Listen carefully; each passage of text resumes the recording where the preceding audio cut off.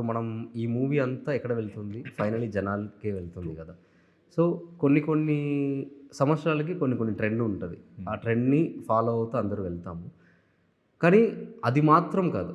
మనం అది ఒక్క సైడ్ ఉన్నా, ఈ క్యారెక్టర్‌కి, ఈ మూవీకి, ఈ స్టోరీకి ఏం కావాలో దానికి కూడా మనం ఆహ్, జడ్జ్‌మెంట్ ఇవ్వాలి. సో, దానితో పాటు దీన్ని కూడా తీసుకెళ్తామన్నది తప్ప, దీనికోసం అని ఏమి చేయలేం. బట్ దాని అలా వల్ల ఇదే బట్ ఆ వైరాలిటీ కోసం ఎప్పుడన్నా ఇది ఎఫెక్ట్ అవుతుందా? ఆ వైరాలిటీ వల్ల మీ క్రియేటివిటీ ఏమైనా ఎఫెక్ట్ అవుతుందా ఎప్పుడైనా? అట్లా ఏం లేదండి. అట్లా ఎఫెక్ట్ అనేది ఏం లేదు. అది కూడా ఇంపార్టెంటే కదా!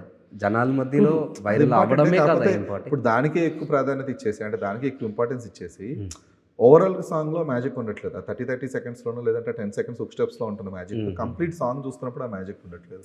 ఈ మధ్య కొన్ని వాటిలో అది మనం అది అలాగే తీసుకెళ్ళాలనుకుంటున్నా. అంటే అలాగే మీన్స్ మనం ఆ స్టోరీకి ఏం కావాలో దాన్ని కూడా బ్యాలెన్స్ చేయాలి.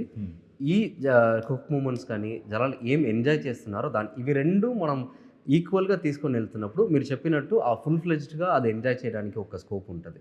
సో, అది కూడా కాన్సంట్రేట్ చేయాలి కదా!